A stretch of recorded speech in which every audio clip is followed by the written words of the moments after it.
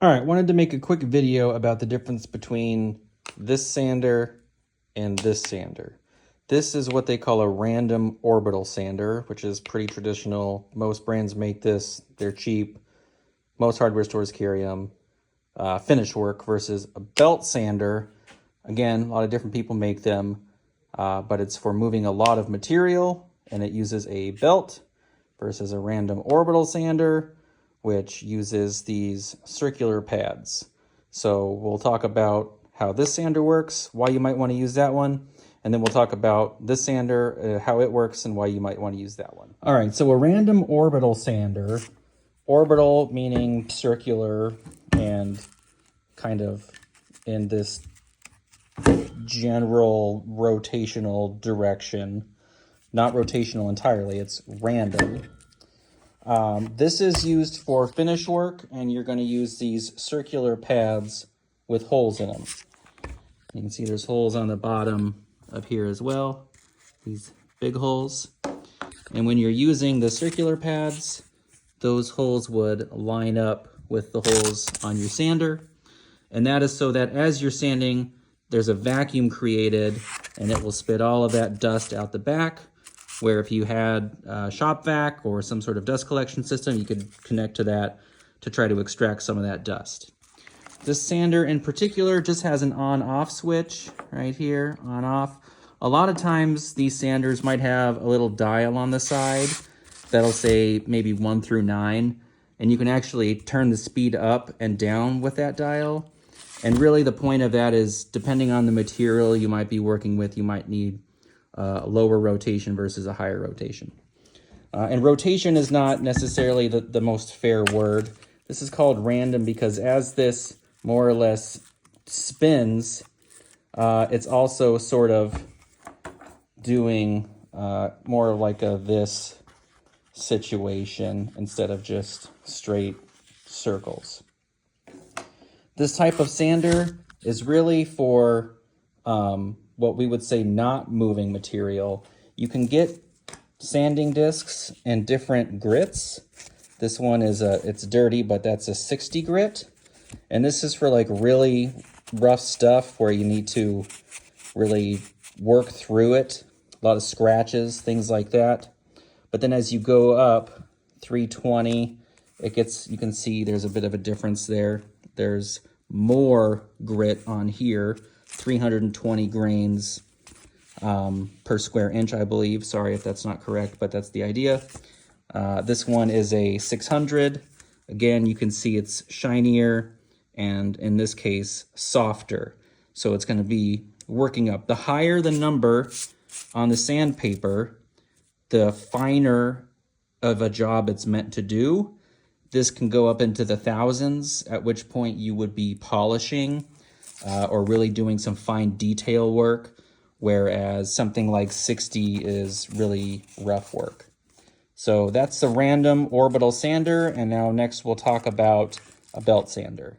Also, I did forget to mention that this particular random orbital sander uses a 5-inch disc. Orbital sanders will come in various sizes, usually 2 or 3 general sizes. This one in particular is a 5-inch. So just make sure that when you buy the sander that you know what size it is and that you're buying the appropriate sized discs for that. And for the hole spacing, they're mostly universal, but just verify that you're getting one that will line up with, at least 50% of those holes, so that works best for you. Okay, this is a belt sander, and it gets the name from the belt that it uses. This is what the belt looks like when it's new and off. It is an endless loop, so it doesn't have a buckle or anything. There's a tension lever on the sander so that I can take it off or adjust it, or if I, for some reason, needed a different grit, I could do that. You can see there it's permanently connected. This particular belt is loaded up, and what that means is that I've been using it and it's got a bunch of crud in it. So you don't necessarily have to replace the belt when it's loaded up like this. A lot of times if you just have an air compressor, you can use the blower to blow out all of the material, and then it will go back to working a lot more effectively again. And you can do that a number of times until it's really just not working for you. at which point you'd replace the belt with a new one.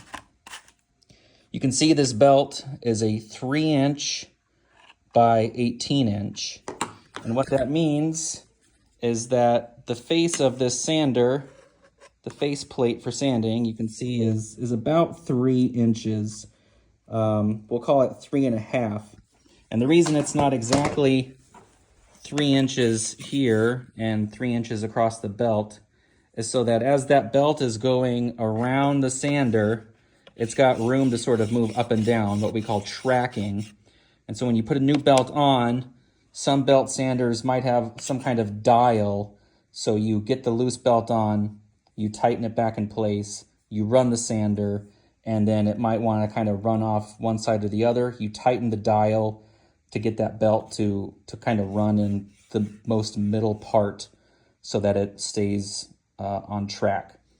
And you can kind of see actually that this front roller that is just spins freely, it's not actually flat. It's got just a little bit of a convex shape to it to help track that belt. The 18-inch just means that the total distance around is 18. A lot of times when you're buying a sander like this, you can see it says automatic belt tracking, so I don't have the little dial to adjust it. A lot of times when you buy these belt sanders, it will tell you what the size is, either on the box. Sometimes it'll have it on the label. This one doesn't say it. But if you end up with a sander and you don't have a belt and you need one, just take the tool to the store, see either what fits or what somebody can help you with. Again, this is a 3-inch, so really the faceplate is about 3.5, and then the belt path there is roughly 8 times 2. So do the math, we get 3 by 18. Now we'll talk about why you might choose between these kind of sanders. Okay, so you're wanting to decide, do you want to buy a random orbital sander, which tends to be a little bit cheaper, or are you wanting to buy a belt sander, which tends to be a little bit more expensive? And the question really sort of depends on what you're trying to do. The answer depends. If you are doing something that you're not trying to strip paint or remove a lot of material or junk, that sort of thing, then a random orbital sander is probably going to do fine. You can see I've got this like walnut slab in the background that is in relatively good shape. If I wanted to sand this nicely and polish it up and then apply some sort of coat, this is going to do the job. I can use the various grades of sandpaper to polish it up to the grit that I like before applying some sort of oil or wax. Whereas a belt sander, you can see this is an 80 grit. So 80 being a lower number means that there's less grain in a certain area. So that means it's very rough. So really this is for moving product, moving material. So this is going to be used for removing paint, removing stain, removing finishes. If something's really cut up, scratched, you're like wanting to redo the stairs in your house and they're cruddy and painted and scratched and beat to hell, this is the way to go. You move a lot of material in a very short amount of time. With a belt sander, you have to be careful that you don't just like blow through whatever it is you're sanding, because this will eat through it. So you don't need to press hard. This will do a rough job. You maybe pick up a piece of furniture that just needs a little bit of love, and maybe you're going to repaint over paint that's already there, and you just need to kind of smooth the surface out. Random orbital sander is the way to go. These things will probably run you anywhere from like $50 to $150, kind of depending on the size, the brand, and maybe some features that might come with it. Whereas random orbital sanders tend to start a little bit higher, 60, 90, 100 plus. Both of my sanders, you can see, are corded. You can buy various brands that are cordless. Those are going to be much more expensive.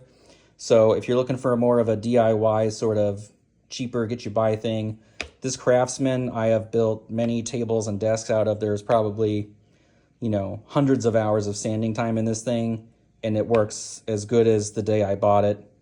Rigid, this belt sander, Rigid tends to be like a little bit more cost friendly for like the do-it-yourself sort of person.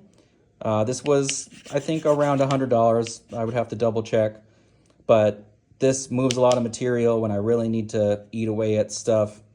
It does the job. So that's the difference between these sanders. Comment if you have questions about one of them, or the belts, or the materials, or the sand, or the sizing, or whatever. And thanks for watching.